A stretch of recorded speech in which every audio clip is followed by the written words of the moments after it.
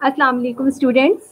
Today I am starting the new topic, new chapter, demand and supply. As we have already done this chapter, but I am giving some overview regarding this chapter और hopefully कि आप लोगों को ज़्यादा मुश्किल नहीं होगी because micro economics का सबसे इंटरेस्टिंग टॉपिक जो है वो आपका डिमांड एंड सप्लाई का है. ठीक है. डिमांड मतलब आपके पास किसी भी चीज़ की, किसी भी गुड्स की, किसी भी सर्विसेज के हवाले से किसी भी चीज़ की तलब आपको हो और सप्लाई उस चीज़ की फराहम है. ठीक है. तो माइक्रो इकोनॉमिक्स का न्यू टॉपिक, न्यू चैप्टर हम स्टार्ट कर रहे हैं, demand and supply. Number 1 is demand. What's demand? Demand होती क्या है?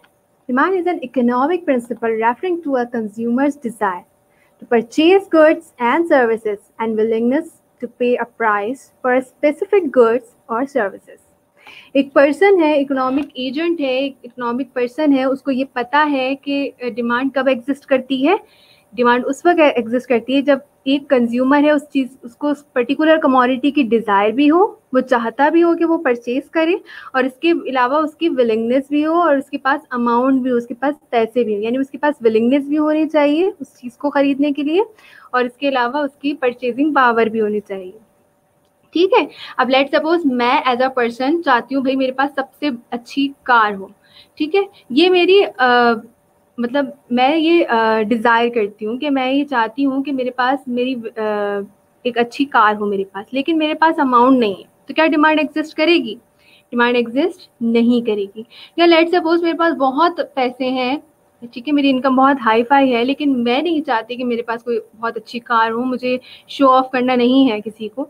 तो इसका मतलब है तब भी उस कमोडिटी की, उस गुड की, उस सर्विस की डिमांड एग्जिस्ट नहीं करेगी. तो विलिंगनेस भी बहुत ज़रूरी है आपके पास, और आपकी डिज़ायर भी बहुत ज़रूरी है, आपके पास परचेजिंग पावर भी होना ज़रूरी है. अदरवाइज इस दोनों चीज़ों में से एक भी चीज़ आपके पास वॉयलेट हो जाती है, यानी विलिंगनेस भी हो आपकी और एबिलिटी भी हो आपके पास. तो अगर इन दोनों में से कोई एक चीज़ भी वॉयलेट हो जाती है, एक बात भी वॉयलेट हो जाती है, तो उसका मतलब है आपकी डिमांड एग्जिस्ट नहीं करती. ठीक है. तो डिमांड एग्जिस्टेंस के लिए आपको किन दो चीज़ों की ज़रूरत होती है? आपके पास विलिंगनेस भी होनी चाहिए and you have the ability to. Then law of demand. जो आपके पास लॉ ऑफ डिमांड है वो आपसे क्या कहता है? Ceteris Paribas. सबसे पहले तो तमाम फैक्टर्स को आप कांस्टेंट रख दो. यानी ना मैं अपनी इनकम की बात करूँ, ना मैं किसी क्लाइमेटिक कंडीशन की बात करूँ, मैं कोई अदर फैक्टर्स की बात करूँ ही ना.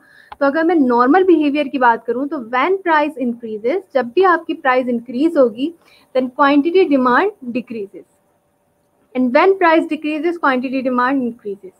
ठीक है. तो हमने कहा कि तमाम चीज़ों को आप कांस्टेंट रखो. सही है. लॉ ऑफ डिमांड का सबसे मेन जो आपके पास एक पॉइंट होता है वो होता है सेट्रस पेरिबस, मतलब other things being constant, other factors being constant, then we will tell कि आपके पास प्राइस जब भी इंक्रीज होगी आपकी क्वांटिटी डिमांड ऑब्वियसली रिड्यूस होगी. या अगर किसी कमोडिटी की प्राइस डिक्रीज हो रही है तो आपके बिहेवियर क्या होगा? आप उसको ज़्यादा से ज़्यादा कंज्यूम करो, आप उसकी क्वांटिटी डिमांड इंक्रीज कर देते हो. Let suppose I will take the example कि अगर आप जैसे आप मार्केट गए and you are thinking that कि आपके पास जो है वो 100 रुपीज़ है और मार्केट में जो प्राइस है वो 50 रुपीज़ थी एक पेन की. आप मार्केट जा रहे थे, आपको ये पता था कि भाई 50 रुपीज़ एक प्राइस है, इसका मतलब है मैं 2 क्वांटिटी डिमांड कर सकता हूँ या कर सकती हूँ. But once I came to the market तो आई सॉ दैट कि आपके पास क्या हुआ, प्राइस जो थी उस पेन की वो डाउन हो गई. इस महीने उन्होंने कहा कि भाई आपके लिए गुड न्यूज़ है कि भाई प्राइस ऑफ पेन जो है वो 50 रुपीज़ से 25 रुपीज़ पर आ गई है. तो आपकी सेटिस्फैक्शन, जो हम यूटिलिटी की बात कर रहे थे, वो एक आउटफ्लो हो जाएगा, उसका एक आउटस्टैंडिंग बिहेवियर होगा.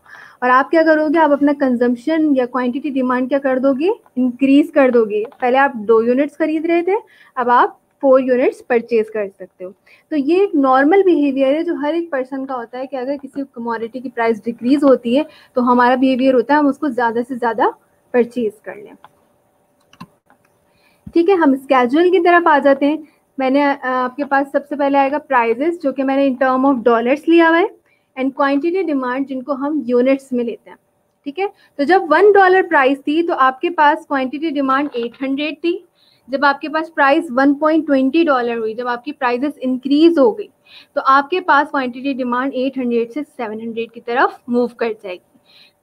इसी तरह प्राइस फर्दर इंक्रीज हुई, $1.40 हो गई, यानी $1.40, तो आपके पास क्वांटिटी डिमांड 600 यूनिट्स मूव कर जाएगी। एंड सो फॉर्थ, जैसे जैसे आप देख रहे होगे $1 से $1.20, $1.20 से 1.40 एंड सो फॉर्थ 2.20 तक, तो यू विल सी कि आपके पास क्वांटिटी डिमांड क्या होती चली जा रही है, रिड्यूस होती चली जा रही है, क्योंकि ये एक नॉर्मल बिहेवियर है लोगों का कि जैसे प्राइस इंक्रीज होती है वहां पर क्वांटिटी डिमांड डिक्रीज हो जाती है। लेकिन अदर फैक्टर्स बीइंग कांस्टेंट, ऐसा ना हो कि आपको चाहे जितनी भी वो चीज़ महंगी हो and you have to purchase it, नहीं, ये फैक्टर कांस्टेंट है। ऐसा भी नहीं है कि प्राइस जितनी भी हाई जा रही हो, मेरी तो इनकम भी साथ साथ बढ़ रही है तो मैं परचेज कर सकती हूँ ज़्यादा से ज़्यादा, नो, इनकम भी आपकी कांस्टेंट है। ठीक है, तो हमने कहा तमाम फैक्टर्स को हम कांस्टेंट करते हैं तभी ये पॉइंट अचीव होगा कि आपके पास प्राइस इंक्रीज होने से क्वांटिटी डिमांड डिक्रीज हो जाएगी। Then come to the graph. आपके पास ग्राफ किस तरह प्लॉट होता है, हॉरिजॉन्टल एक्सिस पे आप बेटा रखोगे क्वांटिटीज और वर्टिकल एक्सिस पे आपने लेट सपोज रखा है प्राइजेस।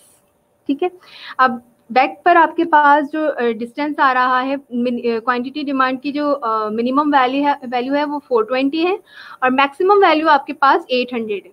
ठीक है, तो पीछे ग्राफ में तो हमने ऐसा ग्राफ लिया हुआ है, लेकिन आप अगर अपने नोटबुक में नोट करेंगे तो आप 100 का डिस्टेंस ले लें, that will be helpful to you, कि आपके लिए इजी हो जाएगा उस चीज़ को ज़्यादा गैदर करना। अदरवाइज आप इससे ज़्यादा का डिस्टेंस लेंगे तो it will create some problems. ठीक है, तो आपने क्या करना है, हॉरिजॉन्टल एक्सिस पे, ये आपके पास हॉरिजॉन्टल एक्सिस है, यहाँ पर आप 100 का डिस्टेंस ले लें, नो इशू।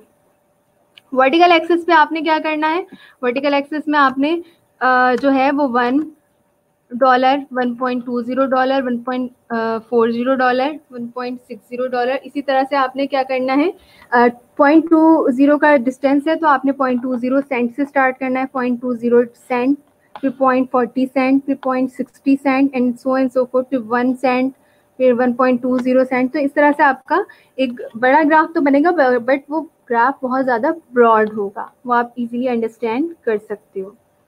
देन आपने क्या किया, जब आपके पास लेट सपोज 400 आपके पास वो थे आउटपुट प्रोड्यूस क्वांटिटीज आप गैसोलीन की कंज्यूम कर रहे थे 420, तब आपके पास प्राइस कितनी थी, $2.20। जब आप 460 यूनिट्स कंज्यूम कर रहे थे गैसोलीन की तो आपके पास कितनी थी प्राइस, $2। और इसी तरह हर एक पॉइंट आपके पास बनता जाएगा। जब आप इन पॉइंट्स को ज्वाइन कर दोगे तो you will get a demand curve. ठीक है, जो कि मैं ऑलरेडी क्लास में समझा चुकी हूँ, बोर्ड पे करवा चुकी हूँ। आपके पास डिमांड कर्व आपके पास कर्वी भी हो सकता है, कर्वी लीनियर कर्व भी हो सकता है, और आपके पास स्ट्रेट लाइन डिमांड कर्व भी हो सकता है। लेकिन बेटर यही है कि जब आप लॉ ऑफ डिमांड कर रहे होते हैं तो आप जो है वो एक straight line demand curve plot करें। Factors that shift demand curve, कौन से फैक्टर्स है जो मैं लॉ ऑफ डिमांड में हर एक बात पे यही कह रही हूँ कि अदर फैक्टर्स बीइंग कांस्टेंट, और सेट्रस पैरिबस का एक वर्ड यूज कर रही हूँ, अदर थिंग्स रिमेनिंग कांस्टेंट। तो ये क्या फैक्टर्स है जिनको मैं कांस्टेंट करने की बात कर रही हूँ, तब मैं जाकर एक डिमांड कर्व प्लॉट कर रही हूँ। तो वो फैक्टर्स बेसिकली बेटा होते ही हैं कि the factors that can shift the demand curve for goods and services causing a different quantities to be demanded at any given prices. ठीक है, वो फैक्टर्स जो आपके डिमांड कर्व को शिफ्ट कर दें, यानी किसी भी चीज़ की, किसी भी गुड्स की, किसी भी सर्विसेज की क्वांटिटी डिमांड को शिफ्ट कर दें due to the changes of quantity demand, but you have to have given prices. It means that your prices are constant. आपके पास प्राइस क्या होगी, उस वक्त कांस्टेंट होगी जब आपके पास डिमांड कर्व शिफ्ट कर रहा होगा अपवर्ड और downward. But what are the factors behind it कि हम ये कह रहे हैं कि आपके पास डिमांड कर्व शिफ्ट होगा। तो first is change in taste. Let suppose मेरे पास चेंज इन टेस्ट के मैंने आपको बताया था ना कि यूटिलिटी भी हम जब एक चीज़ पढ़ रहे थे तो मैंने आपसे कहा था कि बेटा देखें, अगर आपके घर में आज बिरयानी बनी है तो आपने उसे खा लिया और कहा बहुत ज़बरदस्ती और मुझे सबसे फेवरेट मेरी बिरयानी ही है। सेकेंड डे अम्मी ने वही बिरयानी गर्म करके दी तो आपने कहा नहीं ये तो मैं खाती ही नहीं हूँ, या ये तो मैं खाता ही नहीं हूँ। तो यही होता है लोगों का बिहेवियर। उनका क्या होता है कि वो चेंज होते रहते हैं, उनके टेस्ट, फैशन, उनके पहनने ओढ़ने का तरीक़ेकार चेंजेस होता रहता है। तो उसकी वजह से आपका डिमांड कर्व भी क्या होता है, चेंज हो जाता है, शिफ्ट हो जाता है। लाइक पहले आप जो है वो पैंट शर्ट पहनते थे, बट अब जो है वो आपने प्रेफर करना शुरू कर दिया शलवार कमीज। तो क्या हुआ, पैंट शर्ट की डिमांड क्या हो गई, डिक्रीज हो गई, डिमांड का शिफ्ट कर जाएगा बैकवर्ड की तरफ, और जो डिमांड फॉर शलवार कमीज है वो इंक्रीज हो जाएगा, तो वो शिफ्ट कर जाएगा अपवर्ड की तरफ। तो ये चेंजेस आते रहते हैं लोगों के बिहेवियर में, लोगों के टेस्ट में, लोगों के फैशन में। देन पॉपुलेशन, अगर आपका पॉपुलेशन साइज इंक्रीज हो जाए, ठीक है, लाइक कोई भी आपकी इकोनॉमी के अंदर जो है वो जॉब के लिए आ रहे हैं, लोग माइग्रेट हो रहे हैं आपकी इकोनॉमी में, तो वो आपकी पॉपुलेशन को इन्हेंस कर रहे हैं, और जब पॉपुलेशन इंक्रीज होगी तो लोगों की डिमांड खुद ब खुद इंक्रीज होना शुरू हो जाती है, तो आपका डिमांड कर्व शिफ्ट हो जाता है। लेकिन अगर आपकी इकोनॉमी से लोग बाहर मुल्क जा रहे हैं कमाने के लिए, या आपकी फैमिली से कोई बाहर जा रहा है, तो आपके फैमिली साइज क्या हो रहा है, कंसाइज हो रहा है। तो अब आप जितना पहले जो है वो मंथली राशन लेकर आते थे, अब आपने उसकी कंजम्पशन को क्या कर दिया है, डिक्लाइन कर दिया है, रिड्यूस कर दिया है, तो क्वांटिटी डिमांड भी रिड्यूस हो जाएगी और डिमांड शिफ्ट हो जाएगा बैकवर्ड। वो हम आगे बताएंगे अपवर्ड शिफ्टिंग किस तरह से और डाउनवर्ड शिफ्टिंग किस तरह से। देन आपके पास आ जाती है इनकम। वही बिहेवियर इंसान का कि अगर आपकी इनकम इंक्रीज होती है तो हम अपनी क्वांटिटी डिमांड को बढ़ा देते हैं, चाहे आपके पास प्राइसेस कांस्टेंट है, प्राइस ना इंक्रीज हो रही है ना रिड्यूस, लेकिन due to the increment of your income, तो आप क्या कर रहे हो, अपनी क्वांटिटी डिमांड को बढ़ा दे रहे हो, जो कि आपकी डिमांड कर्व को शिफ्ट कर देगा। Price of substitute, substitute good कौन से होते हैं, यानी जो प्रोडक्ट मैं कंज्यूम कर रही थी उसका कोई और अल्टरनेट अवेलेबल हो। लाइक मैंने आपको एग्जांपल दी थी टोमेटो और योगर्ट की, तो मैंने कहा था अगर प्राइस, मेरा सब्सटीट्यूट गुड है टोमेटो, ठीक है, मैं योगर्ट, मैंने कहा मैं योगर्ट जो है 120 रुपीज़ पर केजी ही सेल करूंगी, जबकि जो टोमेटो सेलर है उसने 80 रुपीज़ से जो है वो 120 रुपीज़ पर केजी कर दिया। उसने कहा भाई टमाटर के जो प्राइस हैं वो इंक्रीज हो गए, तो ऑटोमेटिकली लोग मेरी तरफ डाइवर्ट हो जाएंगे, वो कहेंगे कि टमाटर का जो है वो कंजम्पशन हमें, यानी टमाटर जो सालन में है वो इंक्लूड ज़्यादा होगा एज कम्पेयर टू योगर्ट, तो हम योगर्ट को ही परचेज कर लेते हैं। यानी अगर किसी सालन में मुझे 1 केजी टमाटर चाहिए, तो उसमें उसी सालन में अगर मैं हाफ केजी योगर्ट इंक्लूड कर दूंगी तो मेरा सालन का टेस्ट वैसे ही रहेगा। तो लोग क्या करेंगे, खुद ब खुद ऑटोमेटिकली मेरे पास आ जाएंगे और मुझसे योगर्ट परचेज कर लेंगे। तो अगर price of substitute goods increase हो जाएगी तो मेरी प्रोडक्शन, मेरे गुड्स की डिमांड बढ़ जाएगी, और इसी तरह अगर उन्होंने अपनी सब्सटीट्यूट गुड्स की प्राइस लो कर दी तो मेरी गुड्स की डिमांड क्या हो जाएगी, रिड्यूस हो जाएगी। और अगर हम कॉम्प्लीमेंट गुड्स की बात करें कि एक गुड दूसरे गुड पे डिपेंडेंट है, तो फिर आपके पास ये होता है कि अगर price of complement one good increase हो जाती है तो कंजम्पशन यानी quantity demand second complement goods reduce हो जाती है। लाइक अगर मैं बात करूं, जैसे पेट्रोल की प्राइस अगर बढ़ जाए, ठीक है, पेट्रोल की प्राइस बढ़ जाए तो लोग क्या करते हैं, कार कहते हैं कि बस अब ऑफिस पर्पस के लिए यूज़ करेंगे, हम कहीं और फैमिली या रिलेटिव्स में जाने की ज़रूरत नहीं है, बहुत कॉस्टली पड़ जाएगा हमें, ऐसा होता है। तो हम क्या कहते हैं, जब इतनी ज़्यादा हाई प्राइस हो जाती है पेट्रोल की तो खुद ब खुद लोग कंजम्पशन ऑफ कार रिड्यूस कर देते हैं। तो ये कॉम्प्लीमेंट गुड्स हैं, यानी एक कमोडिटी की प्राइस के इम्पैक्ट से दूसरे कमोडिटी पे कितना इम्पैक्ट पड़ रहा होता है, ठीक है। Expectations about the future conditions and prices, the mainly अगर आपको एक्सपेक्टेशन ये है कि नेक्स्ट मंथ चीनी की प्राइस बढ़ जाएगी, या आपको एक्सपेक्टेशन है कि नेक्स्ट मंथ आटा महंगा होने वाला है, तो लोगों का अभी क्या बिहेवियर होगा, वो उसकी क्वांटिटी डिमांड को बढ़ा देंगे, जबकि इस वक्त प्राइस तो कांस्टेंट ही है, प्राइस गिवन ही है, लेकिन लोगों की एक्सपेक्टेशन है कि अभी ये शॉर्टेज चल रही है शुगर और व्हीट की, तो हम अभी से इसको स्टॉक कर लेते हैं क्योंकि फ्यूचर में वो चीज़ हमारे लिए कॉस्टली पड़ेगी। तो ये वो तमाम फैक्टर्स हैं जो आपके डिमांड कर्व को शिफ्ट करते हैं।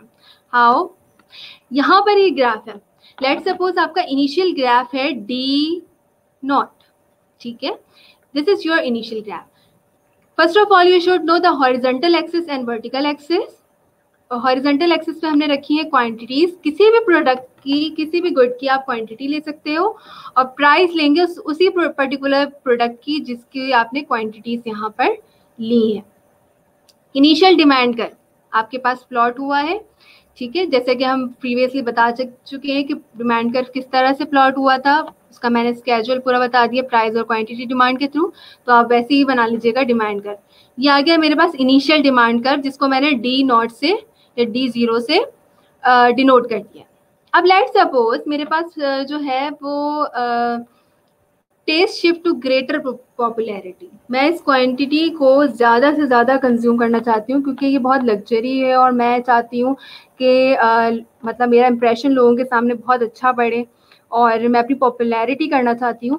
तो मैंने इस प्रोडक्ट की डिमांड को क्या कर दिया है, बढ़ा दिया है। प्राइसेस मेरे पास कांस्टेंट रहेगी, अगर वो 4 है तो वो 4 ही रहेगी, लेकिन क्वांटिटी के इंक्रीज होने से, यानी लेट सपोज अगर मैं इस एरो की बात करूँ तो इस एरो में लेट सपोज यहाँ पर जो मेरे पास प्राइस है दैट इज 4, ठीक है, और क्वांटिटीज मेरे पास लेट सपोज 4 है, लेकिन प्राइस अब मेरे पास 4 ही है। मैं ड्यू टू द पॉपुलैरिटी मैंने अपनी कंजम्पशन क्वांटिटी इंक्रीज कर दी है 4 to 8, तो मेरी प्राइस वही रहेगी और क्वांटिटी मेरे पास इंक्रीज हो जाएगी 4 to 8।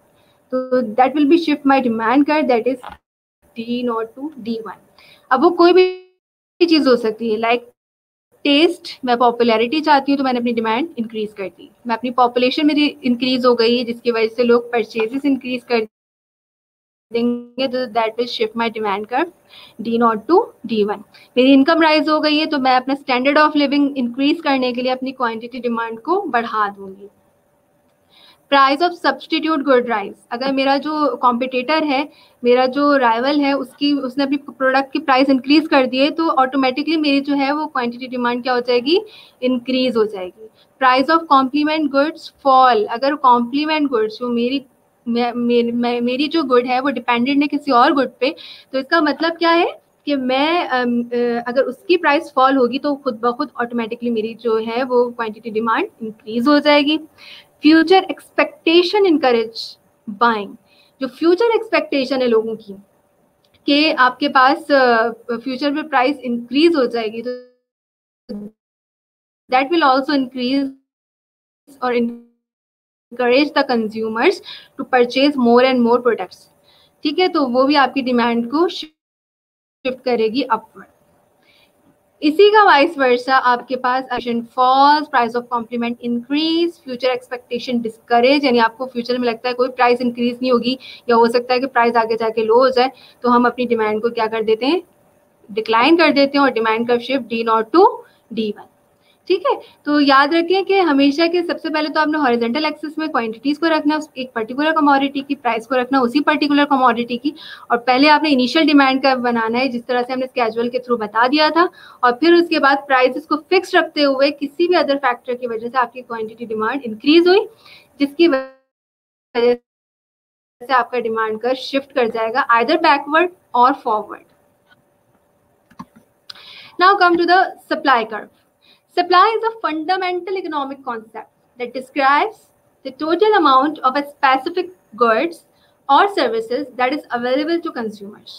Supply एक तरह का fundamental economic basic economic concept है जो कि basically describe करता है total amount of a specific goods or services, total amount किसी भी product की goods और services की total amount जो कि available हो consumers के लिए।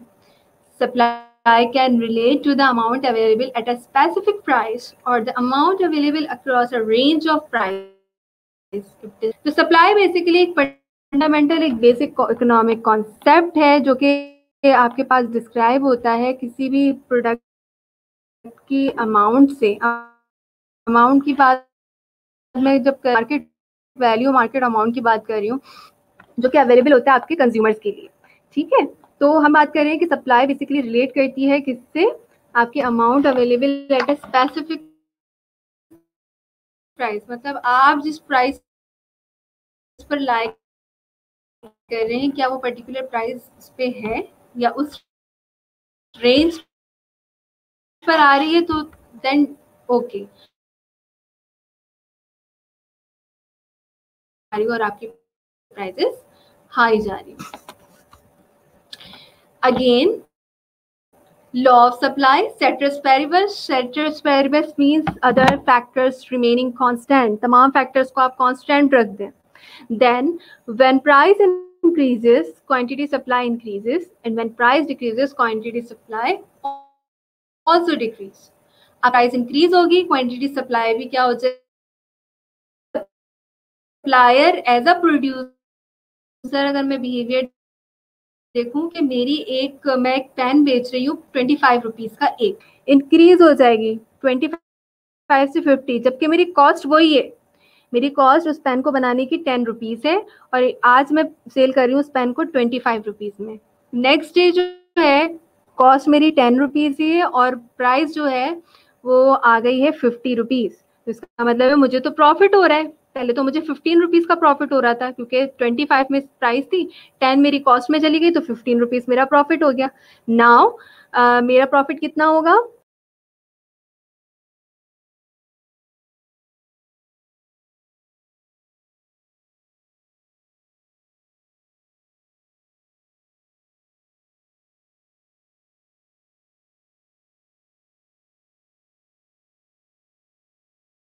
प्रोड्यूसर की अगर कॉस्ट इंक्रीज हो रही होगी तो वो कभी भी अपनी क्वांटिटी सप्लाई को इंक्रीज नहीं करेगा।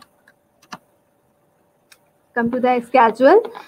स्केड्यूल में आपके पास इंडिविजुअल सप्लाई स्केड्यूल है जिसमें आपने price of milk, quantity supplied रखा हुआ है। Let's suppose price of milk है आपके पास 10 to 12 और यानी पहले 10 रुपीज थी पर लीटर, तो आपके पास क्वांटिटी सप्लाई कितनी हो रही थी 10,000 per day in litre.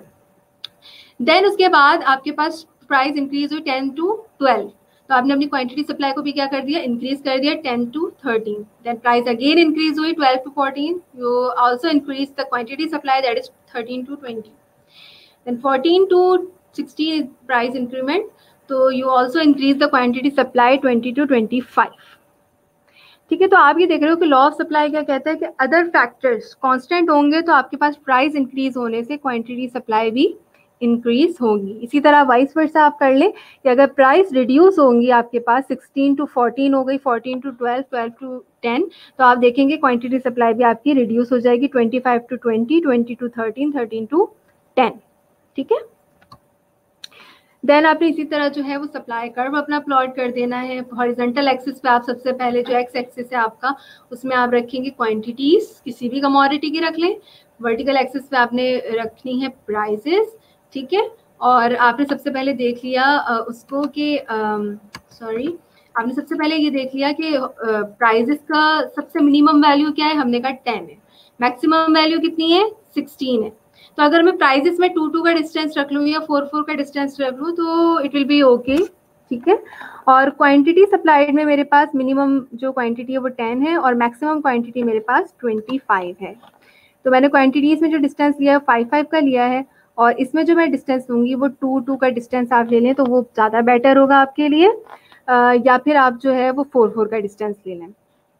Then plot the graph, वो आप इजीली प्लॉट कर लोगे कि जब आपके पास जो है वो प्राइस 10 रुपीज़ थी तो आपके पास क्वांटिटी सप्लाई 10 ही थी।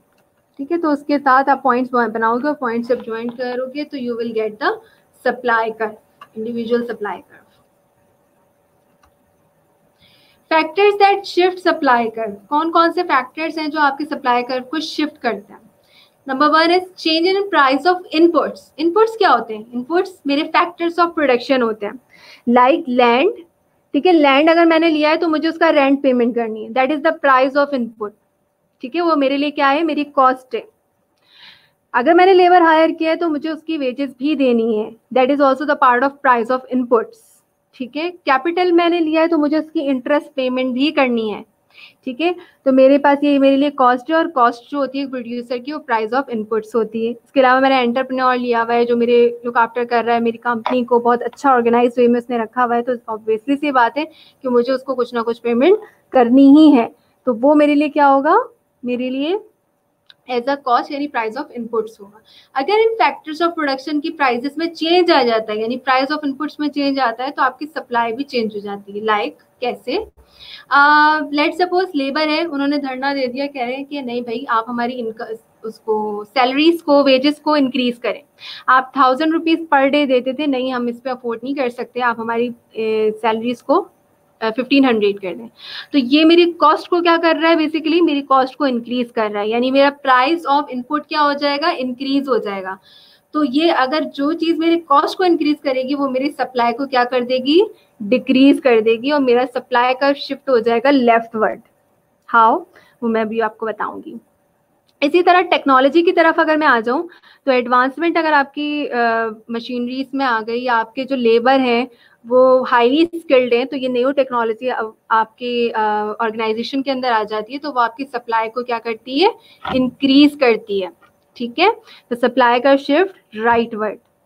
कॉस्ट ऑफ प्रोडक्शन चेंज, अगर आपके पास प्रोडक्शन की कॉस्ट चेंज आ जाती है, चेंजेस हो जाती हैं उसमें उसमें कोई भी मसला हो जाता है, तो फिर वो भी आपकी सप्लाई कर को चेंज कर रहे होते हैं। गवर्नमेंट पॉलिसीज, लाइक गवर्नमेंट ने मुझे subsidy they the, what is subsidy, government मुझे इंसेंटिव्स दे रही है। गवर्नमेंट कह रही है कि आप अपनी ऑर्गेनाइजेशन में जो है मशीनरीज इंक्रीज करें, आप अपनी प्रोडक्शन को इंक्रीज करें, और हम आपको वो मशीनरीज प्रोवाइड करेंगे, हम आपको वो लेबर प्रोवाइड करेंगे और उनकी वेजेस प्रोवाइड करेंगे जो आपके लिए वर्क करेंगे, तो वो मेरी सप्लाई को क्या करेगा, इंक्रीज करेगा। ठीक है, गवर्नमेंट के इंसेंटिव्स मेरी सप्लाई को इंक्रीज करेंगे। और अगर गवर्नमेंट ने टैक्सेस इंक्रीज कर दिए तो इसी का अपोजिट हो जाएगा बिल्कुल, कि मुझे अगर ज्यादा टैक्सेस पेमेंट करनी होगी तो that will increase my cost, और इसकी वजह से मैं अपनी सप्लाई को रिड्यूस कर दूंगी।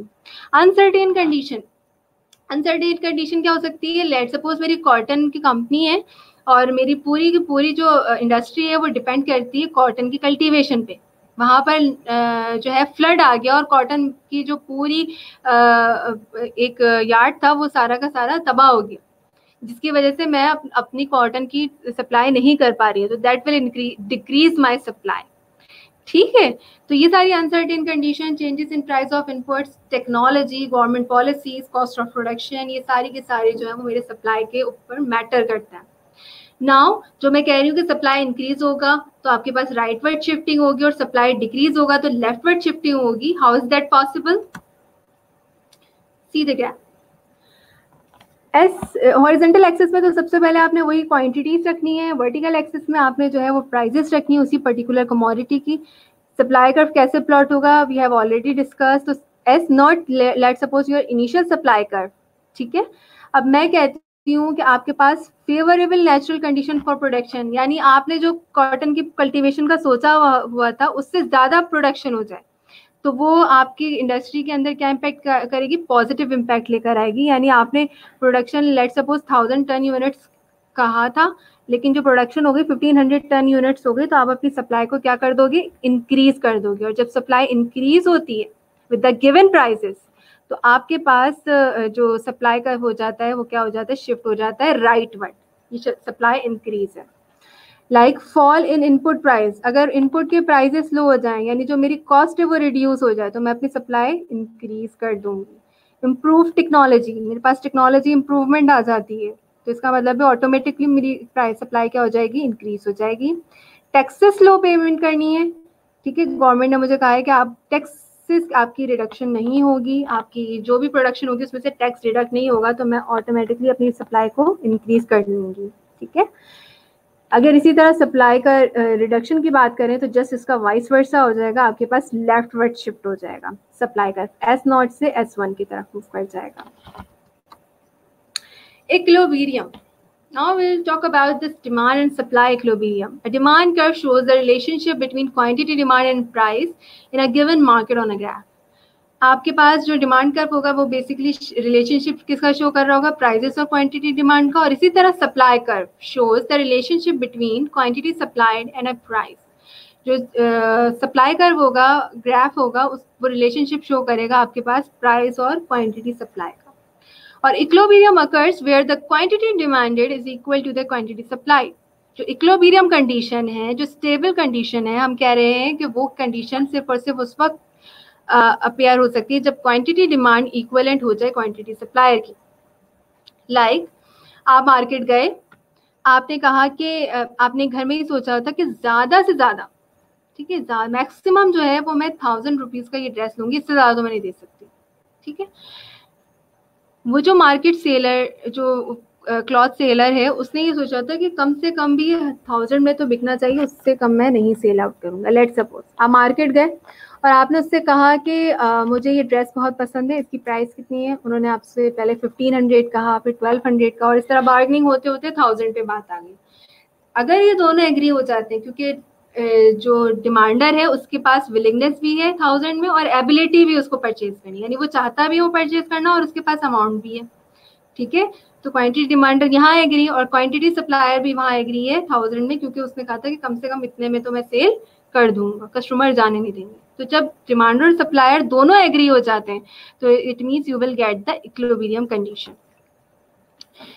Let's suppose I have taken the data again, आपके पास प्राइजेस हैं, प्राइजेस $1, $1.2, ये देख रहे हैं आप। ओवर द टाइम जो है वो आपकी प्राइजेस क्या होती जा रही है, इंक्रीज होती जा रही है, जिसकी वजह से क्वांटिटी डिमांड आपके पास 800 से 700, 700 से 600 एंड सो फोर्थ रिड्यूस होती जा रही है। और इसी तरह क्वांटिटी सप्लाई भी आपके पास क्या होती चली जा रही है, डिक्लाइन होती चली जा रही है, रिड्यूस होती चली जा रही है।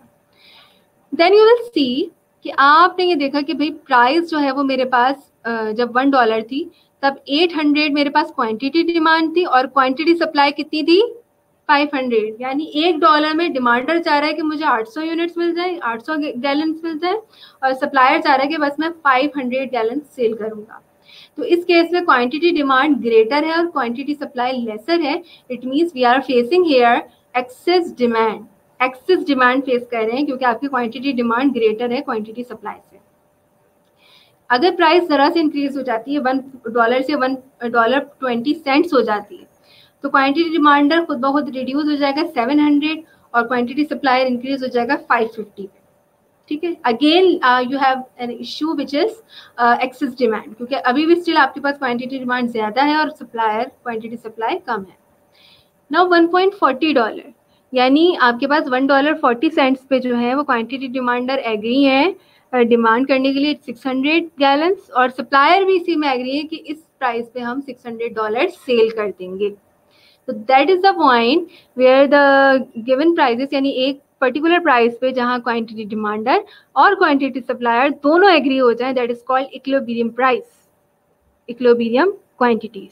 ठीक है, और फिर इसी तरह $1.60 अगर प्राइस हो जाए तो फिर क्वांटिटी डिमांड रिड्यूस हो जाएगी फर्दर 550 और क्वांटिटी सप्लायर इंक्रीज हो जाएगी 640। अब इस केस में आप क्या फेस कर रहे हैं, क्वांटिटी डिमांड 550 है और क्वांटिटी सप्लाई 640 है, यानी quantity demand lesser than quantity supply. It means you are facing what, excess supply. अब आपके पास एक्सेस सप्लाई हो रही है टिल $2.20 तक, आपके पास आप क्या फेस कर रहे हो, excess supply which is disequilibrium condition.